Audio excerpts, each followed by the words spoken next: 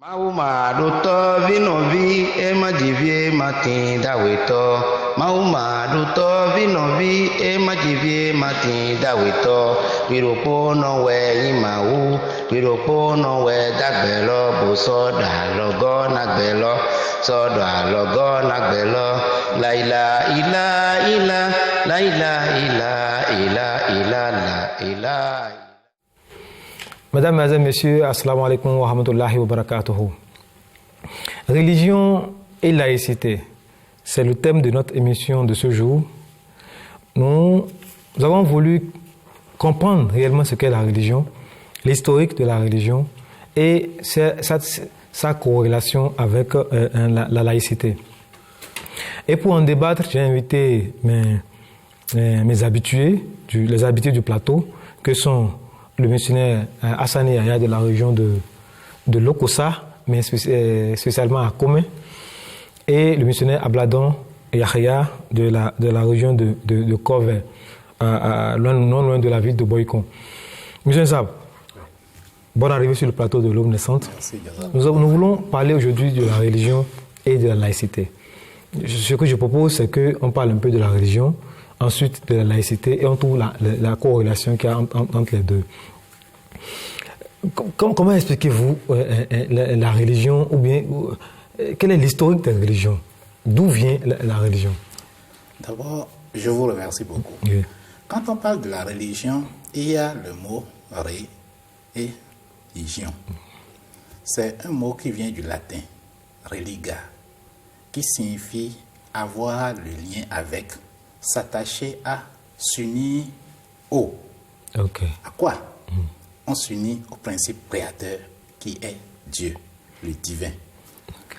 Alors, la religion, c'est l'être humain, le fait de développer ce lien-là étroit avec son Dieu, son créateur. La religion, il n'y a qu'une seule religion. Mais apparemment, nous voyons qu'il y a beaucoup de religions. Car il faut reconnaître que la religion vient de Dieu. Car c'est Dieu qui a créé les prophètes. Et afin de montrer la voie par laquelle l'homme peut avoir de connexion ou bien peut avoir de communion avec Dieu, les prophètes sont venus sur cette terre pour enseigner la religion. Selon les dires du saint prophète Mohammed, il y a près de 124 000 prophètes qui sont arrivés sur terre. Et tous ces 124 000 prophètes qui sont arrivés sur terre sont arrivés à des moments différents et à des époques différentes, et non pas en un seul lieu, mais en des différents lieux. Et tous ont proclamé qu'il y a Dieu et que l'être humain doit rendre compte de ses œuvres qu'il a eu à faire sur cette terre. Les 120 000 prophètes. 124 000 prophètes. Donc, ont les mêmes messages. Les mêmes messages. Les mêmes messages viennent de Dieu. Connaître Dieu et puis adorer Dieu. Adorer Dieu. Donc, ceci montre déjà la véracité de la religion, puisqu'ils sont apparus dans différentes localités, à des périodes différentes. Et puis, ils ont le même message. Okay. Donc, la religion, c'est cette pratique-là qui amène l'homme à développer l'enseignement qu'il faut pour aller vers Dieu. Mais comment expliquer? Vous avez abordé ça, mais vous n'avez pas été explicite. Quelle est la multitude de religions? La multitude des Pourquoi religions. une religion s'appelle la religion musulmane, d'autres chrétiennes, d'autres juives?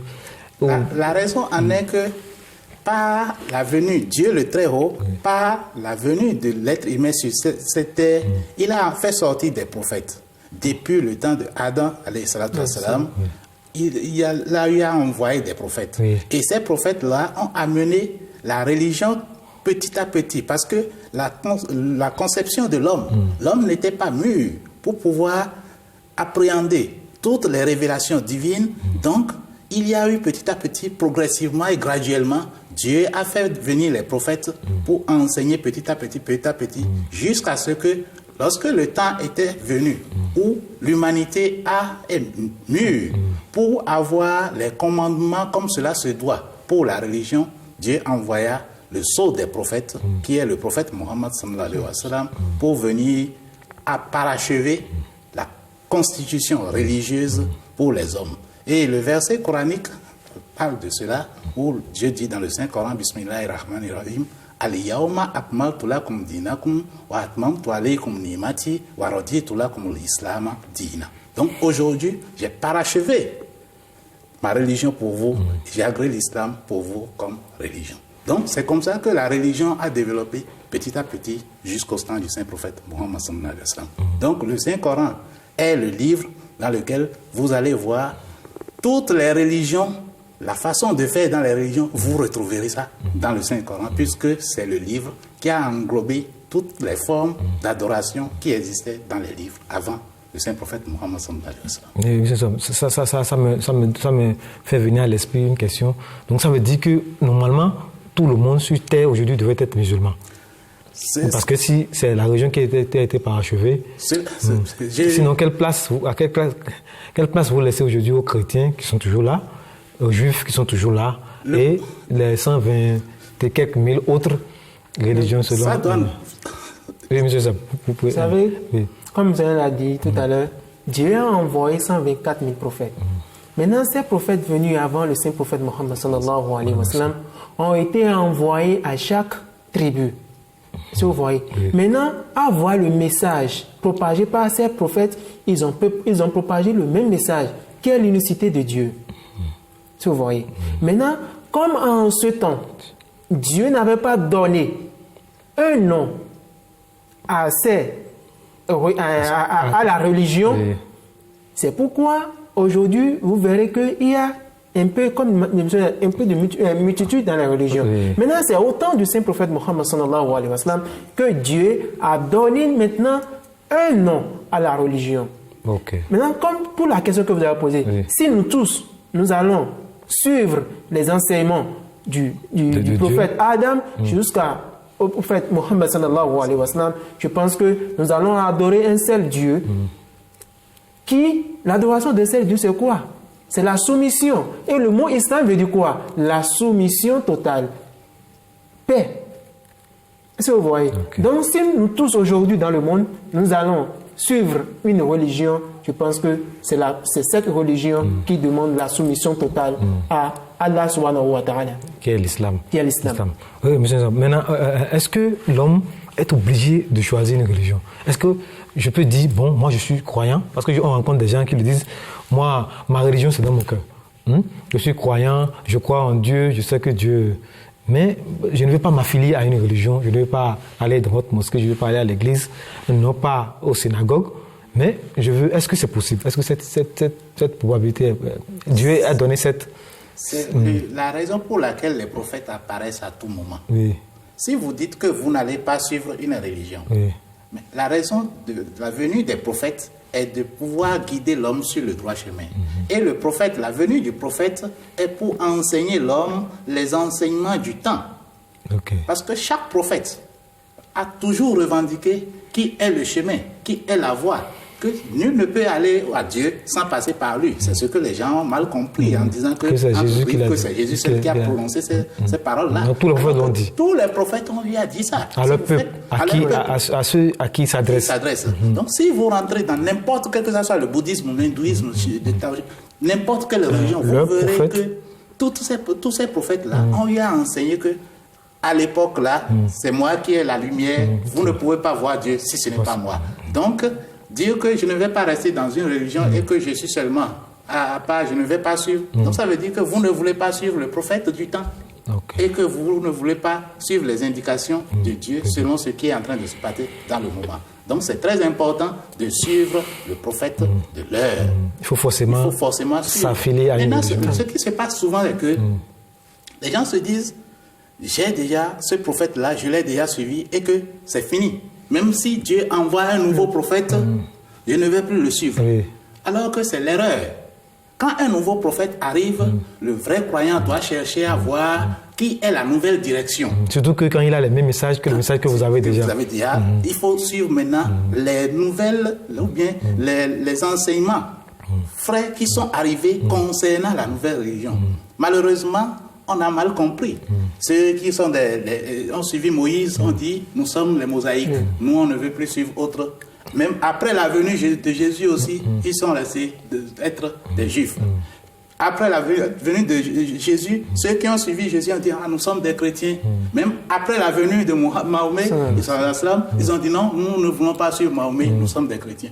Et aussi, nous voyons aussi ça aujourd'hui, dans la communauté musulmane où le prophète Mohammed, paix soit sur lui, est venu, mais si d'autres prophètes apparaissent, comme l'imam Mahdi est apparu pour renouveler encore les enseignements, on dit, on ne veut plus suivre aucun prophète. Donc c'est dans l'habitude de l'homme, à chaque fois quand un prophète apparaît, il le rejette, il ne veut pas le suivre. D'accord. C'est que ceux-là, ils pensent que après ces prophètes-là, ils pensent que la porte de la révélation est fermée. C'est ce qui les amène à renier certains prophètes après leur prophète. Dans ce cas, où se trouve alors le statut, le salut?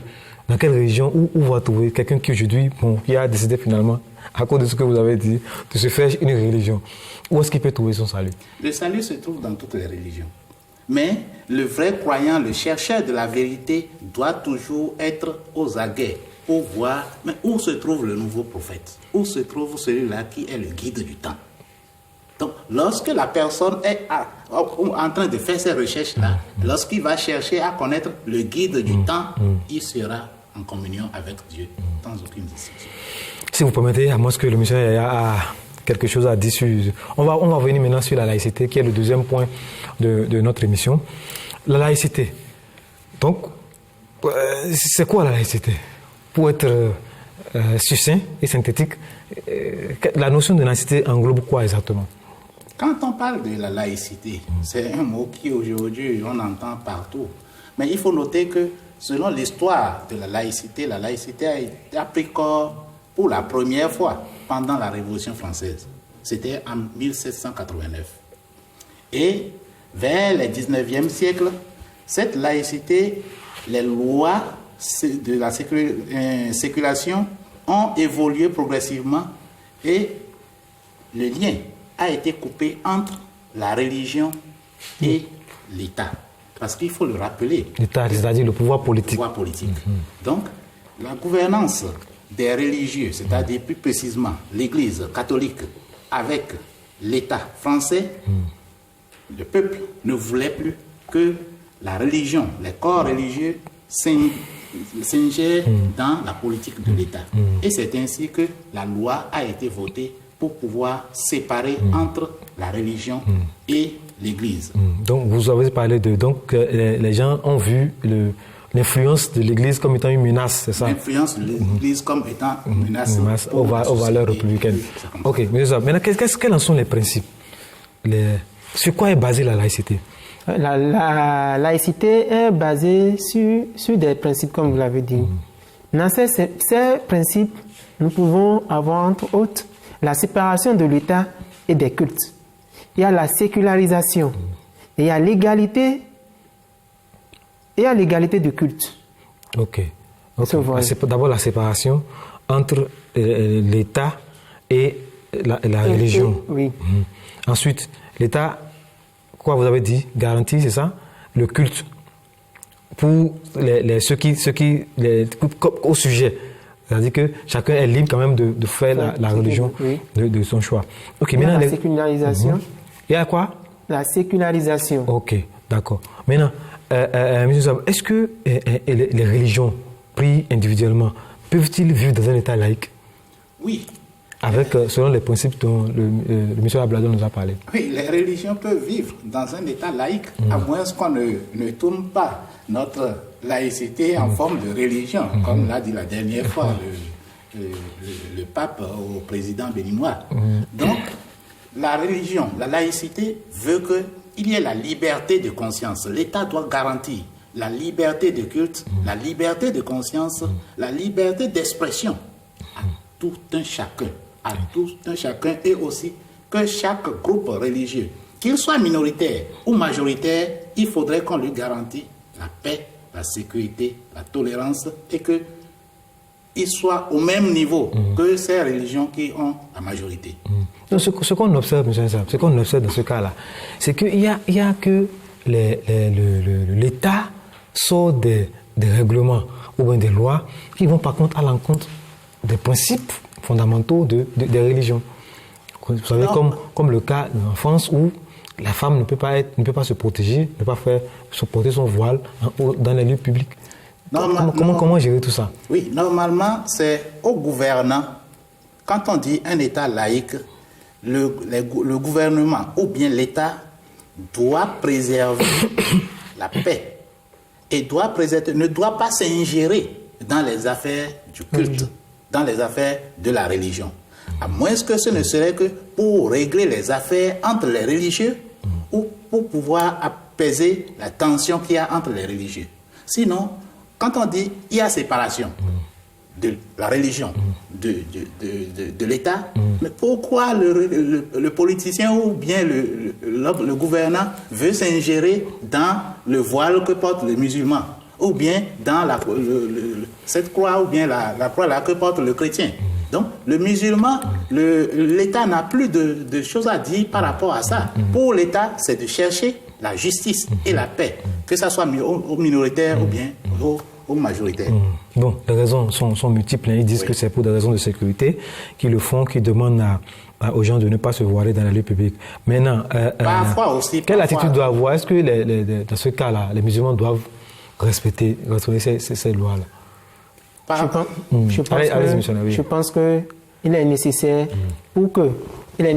que ces frères musulmans et sœurs musulmans doivent forcément suivre ces règles, ces lois. Sur le Saint-Coran a dit que nous devons respecter, obéir à Allah, obéir à Allah, à ses prophètes et ceux qui ont l'autorité sur vous. Okay. Donc c'est déjà une loi du pays. Ils ont voté. Okay. Donc vous devez vous soumettre à cette loi-là. D'accord, ok. Donc venons-en alors, à moins que vous avez quelque chose à dire. Oui. À propos de ça, il faudrait aussi noter aussi que parfois c'est le comportement de certains religieux qui amène souvent que l'État prend des sanctions. Vous savez ce qui se passe aujourd'hui dans le monde.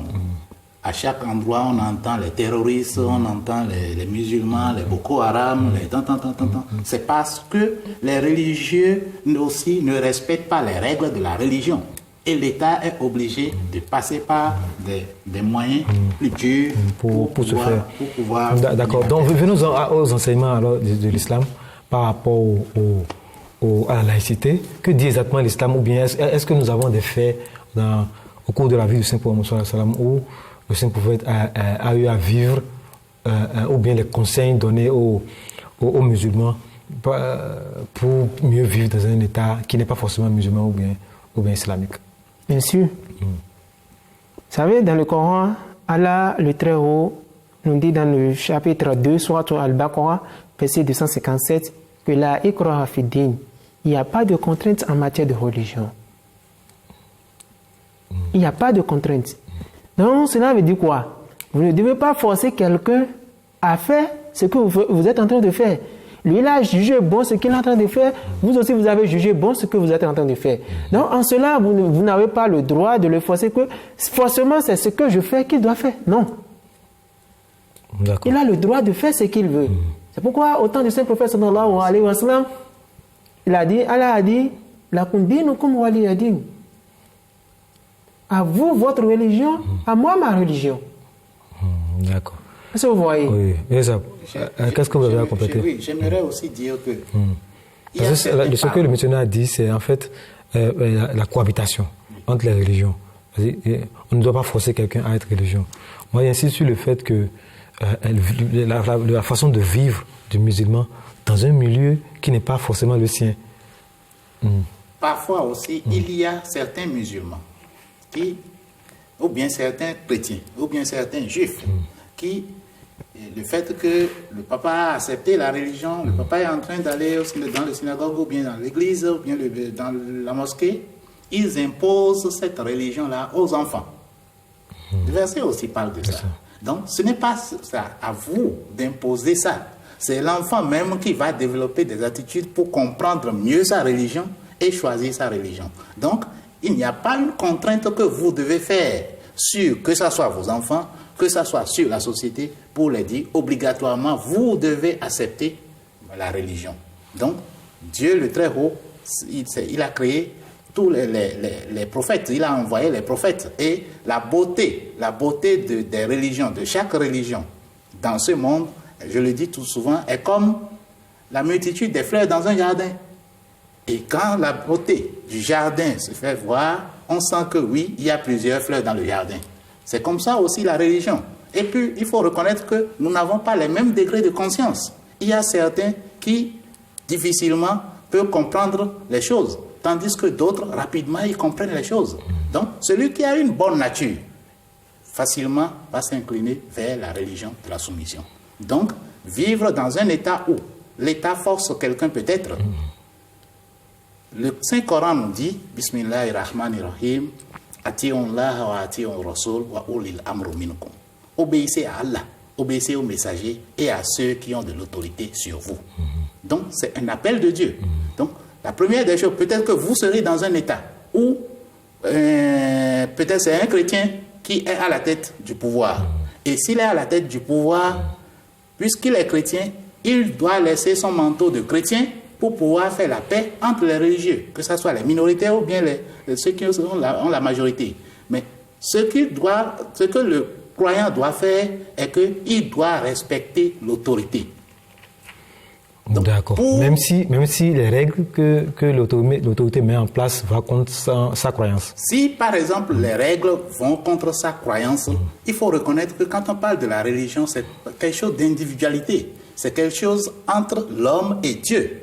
Si on ne te refuse pas de ne pas aller dans la mosquée, si on ne te refuse pas de ne pas lire ton livre sacré, si on ne te refuse pas de ne pas faire ta prière, tu dois toujours suivre les règles. Mais au moment où on te refuse de ne pas pratiquer ta religion comme cela se doit, alors nous avons vu l'exemple du saint prophète Mohammed sallallahu alayhi wa sallam. Il était obligé de quitter la Mecque pour se rendre à Médine. Maintenant, je peux continuer par rapport à la cohabitation des religions. Oui.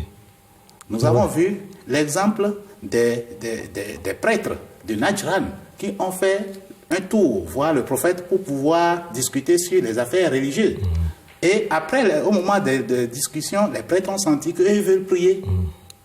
Au lieu de vouloir sortir pour aller dehors, à un endroit pour faire leur prière, puisqu'ils étaient dans la mosquée de Médine, le prophète les a permis en leur disant, vous pouvez prier dans la maison de Dieu. Vous êtes dans la maison de Dieu. Et ceci a montré, et ces prêtres-là ont fait leur prière. Quoi qu'ils sont des prêtres, quoi qu'ils sont des chrétiens, ils ont prié dans la mosquée de Médine des musulmans. Donc, la cohabitation religieuse, c'est quelque chose que le prophète a montré. A beaucoup encouragé. Et nous avons aussi vu l'exemple aussi dans la ville de Médine, où il y a eu des chrétiens, il y a eu des musulmans, il y a ceux qui n'adoraient pas qui n'avaient aucune religion, mais pourtant ils sont restés ensemble, ils sont cohabités ensemble. D'accord. Maintenant, venons-en au niveau du niveau d'influence de l'État au niveau de la religion. Parce que dans un État laïque, comme on l'a dit, la religion, jusqu'à où l'influence de l'État doit aller? En termes de, par exemple, notamment au niveau en France, par exemple, l'État exige aujourd'hui maintenant de participer dans la formation des missionnaires, des imams. Vous voyez, pour pouvoir. L'État aujourd'hui veut contrôler les ressources. Est-ce que c'est dans un État laïque, est-ce que l'État ne va pas trop loin? Bon, je pense que l'État ne va pas trop loin. Jusqu'à ce point. Puisque, vous savez, si l'État français a décidé à prendre des dispositions jusqu'à ce point, je pense que c'est parce qu'il y a quelque chose derrière. Puisque aujourd'hui, nous-mêmes en tant que musulmans, nous sommes en train de salir l'islam. Maintenant, du fait de salir l'islam a amené ces autorités, puisque ce n'est pas pour rien, ils ont interdit le port du voile aux femmes dans les lieux publics, ainsi de suite. Maintenant, pour gérer, pour intervenir dans la gestion, en fait, c'est pour contrôler tout ce qui se passe et avoir au moins d'œil dans toutes ces choses-là, pour pouvoir comprendre effectivement et éviter le terrorisme. Le dérapage. Ok, oui, bien sûr, sur ce point possible. Vous savez que quand, par exemple, il y a trop, c'est trop. C'est-à-dire que... Il faut nous expliquer le votre trop là. Oui, parfois l'État s'ingère trop dans des affaires qui peuvent toutefois amener de problèmes dans la société. Dans ce point, vous ne vous entendez pas trop avec le missionnaire? Non, je ne m'entends pas trop. Parce que quand on dit la religion, nous avions dit il y a séparation. La laïcité, c'est la séparation entre l'État et la religion. Donc, ici, l'État doit être de rester de côté et permettre rien que la justice, la paix entre les religieux. Ne pas s'ingérer dans leurs affaires. Non, si vous prenez par exemple le cas de la formation, l'État dit que pour éviter les radicalisations, ils veulent être au courant de les prêches, parce que ce que vous dites, le message que vous faites passer dans vos mosquées, l'État veut être au courant d'abord. Je ne refuse pas ça. Je ne refuse pas que l'État ne va pas, par exemple, les prêches, puisque les musulmans aussi vont trop loin. C'est trop. Donc, l'État doit savoir contrôler. Mais le fait de s'ingérer jusqu'à dire, bon, c'est moi qui va dire, c'est ici que vous allez construire votre mosquée, c'est ici que la femme ne doit pas porter de voile. Non, c'est trop. Parfois, l'État va trop loin. Surtout en France. Et en Europe. En France, là, il y a beaucoup de choses qui se passent là-bas. C'est pas bien. Maintenant, revenons maintenant aux religieux eux-mêmes. Est-ce que le religieux, le chef religieux, par exemple, s'il veut, participer au pouvoir politique? Ou bien, je pose la question autrement, est-ce que il peut arriver le cas où le chef religieux donne son avis dans la gestion du pouvoir politique?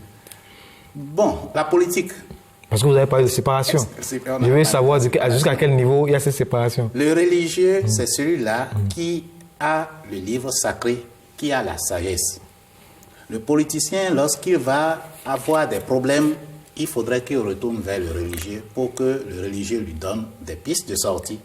Et là, il sort. Nous avons eu un exemple très brillant dans notre pays, qui est quelque part en Afrique de l'Ouest, où on appelle le Bénin.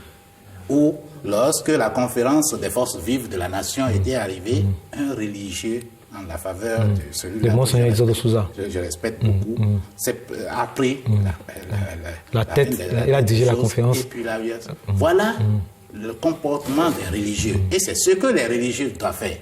Mais être au même moment imam et être député à l'Assemblée, être en même temps imam ou bien pasteur, être député ou bien ministre, mais qu'est-ce que nous sommes en train de faire? Nous voulons être ministre ou bien nous voulons être religieux. Si nous voulons être religieux, restons dans notre coin pour enseigner la sagesse, pour enseigner la spiritualité. Mais si nous voulons être politiciens, alors arrangeons-nous avec les gens de l'État. D'accord. Nous sommes en train d'aller vers la fin de l'émission. En cas de conflit, par exemple, en cas de conflit entre deux groupes religieux, ou si vous voulez, même à l'intérieur même d'une même religion, quel doit être le rôle de l'État? Avant que l'État n'intervienne, je pense que ces deux camps auraient déjà au moins eu intérêt d'entendre entre eux. Maintenant, dans le cas où cela a été un échec pour eux, je pense qu'il y a la justice et que là, il peut se référer à la justice. Puisque dans un pays, il y a toujours une loi. Et la loi, Allah a dit que en obéissant à Allah et à son messager, il faut aussi également se référer et obéir également aux lois du pays. À la justice, je comprends, mais souvent, la justice aussi, parfois, parce que si je donne l'exemple au Bénin, toujours, comme vous avez, au niveau de l'église protestante, je ne sais pas si vous vous rappelez, il y a quelques années, au sein même de l'église, il y a eu division au sein même. L'église protestante s'est divisée en deux. Ouais, non. Mais ils ont été plusieurs fois à la justice. Que ça a duré une dizaine d'années. Mais ils n'ont pas pu se... Il a fallu l'avènement du président Talon pour qu'il puisse, avec son leadership, qu'il a pu aujourd'hui réunifier l'Église. Je voulais voir votre avis. Est-ce que le président Talon n'est pas allé trop loin? Non. Parce que le président a parlé de justice. Oui. Si c'est pour amener la paix, si c'est pour amener la tolérance, si c'est pour amener la justice, voilà les rôles que l'État doit jouer. Dans un pays laïque. Dans un pays laïque. Donc la séparation là, il n'y a pas de séparation à ce niveau-là. Il n'y a pas de séparation à ce niveau parce que l'État se porte garant de la liberté et de la justice du pays. Okay. Donc, les religieux, s'il y a conflit entre eux, les religieux doivent s'entendre entre eux. Et s'ils n'arrivent pas à s'entendre, alors l'État, lorsque la personne arrive au pouvoir, lorsque l'État est là, il ne porte plus la robe ou bien l'habit de religieux. Parce que tous ceux qui sont au niveau de l'État, eux aussi sont des religieux. Donc, arriver à ce niveau-là, ils doivent enlever leur manteau pour pouvoir juger les choses comme cela. Bon, on va conclure. Monsieur Nseb, votre mot de fin. Monsieur Abladon. Je pense que chaque religion, comme M. l'a dit tout à l'heure, que chaque religion a comment dirais-je, un monopole du salut. Je pense que chaque religion doit se référer à son livre saint et suivre les enseignements du livre saint. Voilà. Monsieur Sab, votre mot de fin, mais j'ai encore une question. Vous savez, par exemple, je me suis rappelé qu'au niveau de l'avortement, par exemple, pendant que l'État disait que permettait aux gens d'avorter selon leur liberté, les religions disaient non, qu'on ne peut pas avorter. Vous voyez ça, il y a les conflits, il y a trop d'ambiguïté dans cette histoire de laïcité. Peut-être qu'on va y revenir quand même. Votre mot de fin, et tout en nous donnant votre point de vue sur ce problème précis d'avortement. D'abord, le problème d'avortement, la religion, la vie, c'est quelque chose de précieux. Et il faut préserver la vie. L'État ne peut pas intervenir, c'est ce que nous sommes en train de dire. L'État ne peut pas intervenir dans la vie des gens. L'État veut voir le slip que tu as porté. L'État veut voir comment tu es dans ta chambre. C'est impossible. L'État doit prendre les dispositions pour rester hors du comportement des hommes. Et savoir que c'est pour amener la paix, la tolérance dans la société qu'elle est là ou bien qu'il est là en train de gouverner le peuple. Donc, mon mot de fin par rapport à ce sujet-là de la religion et la laïcité, il faut comprendre que nous sommes dans un moment où les religieux doivent comprendre que ce n'est pas le fait de s'entremêler, de s'attaquer entre eux qui va amener la paix. Que tu sois chrétien, ou bien l'autre est ahmadiyya, l'autre est musulman, l'autre est salafiste, l'autre est... Ce n'est pas le fait de semer la haine entre les communautés que nous allons avoir le salut. Nous n'avons pas vu dans un livre sacré où on a dit que c'est le fait d'insulter qui amène au paradis. Donc, laissons la haine, ne provoquons pas.